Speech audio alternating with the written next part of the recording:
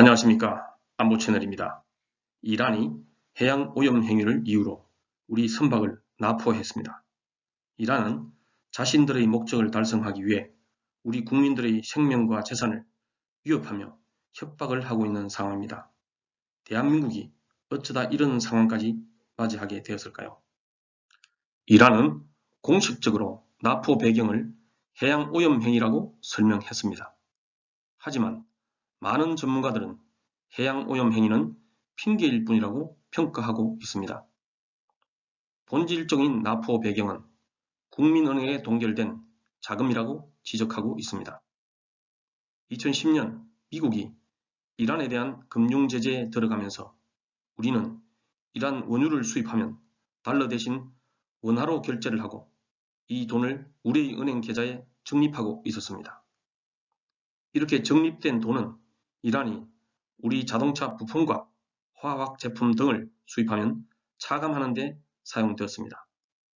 하지만 트럼프 행정부가 들어서서 이란과 교육 자체가 금지되면서 돈이 적립되기 시작했고 그 규모가 70억 불에 이르면서 이란이 보유한 해외 자산 중 가장 큰 규모가 되었습니다.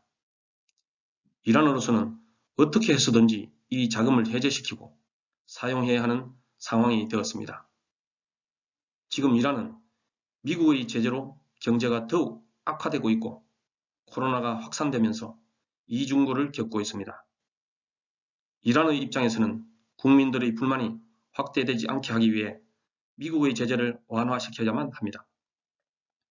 우리 대한민국에게 미국의 제재 완화를 요구하라는 상황입니다. 또 작년에 한국과 미국은 주종관계라고 비난한 적도 있습니다.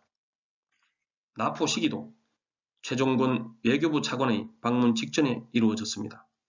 심지어 우리 정부 행동을 이해할 수 없다며 강력하게 비난했습니다. 왜 이런 일이 벌어지고 있는 것일까요? 이란 역시 한미동맹이 약화된 것으로 보고 있기 때문입니다. 대한민국의 국격이 땅에 떨어졌다는 것을 단적으로 보여주는 장면입니다. 우리 정부가 해야 할 일은 무엇일까요? 먼저 한미동맹을 강화해야 합니다. 이란의 동결자금 해제 주장에 동조하여 미국을 설득하려는 것은 한미동맹의 악화와 우리 선박 납포 문제 해결에 도움이 되지 않을 것입니다. 언론에서 보도한 것처럼 이란을 위한 코로나 백신을 확보하고 자금은 우리 동결 자금을 활용하는 방안이 최선으로 보입니다. 이런 방안에 이란이 거부한 것으로 보도됐지만 미국보다는 이란을 설득하는 것이 우선입니다. 이후에 미국을 설득하고 이란에 대한 보건협력을 확대하는 것입니다. 보건협력 강화는 미국의 제재에도 해당하지 않습니다. 정부가 동북아 보건협력도 추진하고 있기 때문에 충분히 선택할 수 있는 방안이라고 생각합니다. 과거 영국 선박이 납포됐을 당시 영국 정부는 이를 해결하는 데 2달 이상이 걸렸습니다. 단기간에 해결하려는 조바심을 가지면 상황은 더욱 꼬여갈 것입니다. 이란의 부당한 요구는 단호하게 거절하고 장기적인 관점에서 설득과 협상을 통해 문제를 해결해야 합니다. 두 번째는 국제사회와 연계하여 해결해야 합니다. 외교부가 대북 전단금지법의 정당성을 위해 노력하는 반만이라도 노력한다면 가능할 것이라 생각합니다. 국제사회에 이란의 불법적 행동을 지적하고 협조를 구해야 합니다. 우리 단독으로 문제를 해결하려고 하면 답이 없을 것입니다. 마지막으로 김정은이 유사한 도발을 감행할 수 있다는 점을 명심해야 합니다.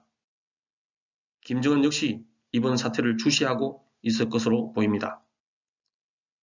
우리 정부의 입장과 협상 결과를 지켜보면서 서해나 동해에서 우리 어선 납포를 계획할 수 있습니다.